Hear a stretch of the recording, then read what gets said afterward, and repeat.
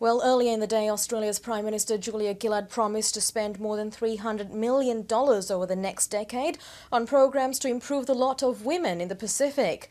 Ms Gillard made the commitment in the Cook Islands at the annual meeting of the Pacific Islands Forum. Pacific correspondent Sean Dorney reports from Rarotonga.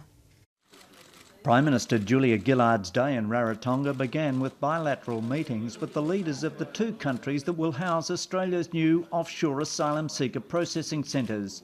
She signed a memorandum of understanding with the President of Nauru, Sprint Widow, and discussed the Manus Island Centre with Papua New Guinea's Prime Minister Peter O'Neill. We have agreed in principle that we will assist the Australian government in establishing a processing centre in Manus, and that is going ahead.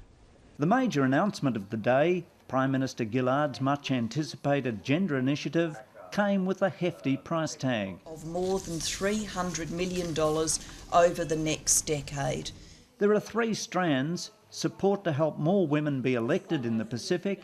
In the Pacific, women hold 5% of parliamentary seats. That's compared to a global average of 18%. Helping women in business through practical schemes like improving marketplaces. That markets need to be safe spaces with lighting, with water supply, sanitation and waste disposal. And tackling domestic violence. This money will also assist with survivors of violence overcoming the experiences that they've lived through and finding safety and protection.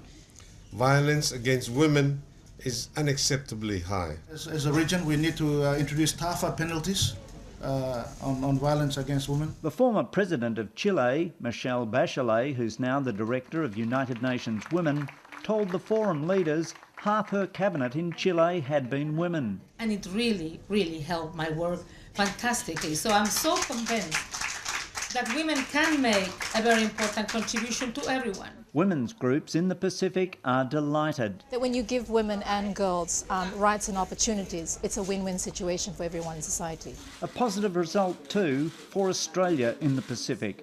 Sean Dorney, ABC News, Rarotonga.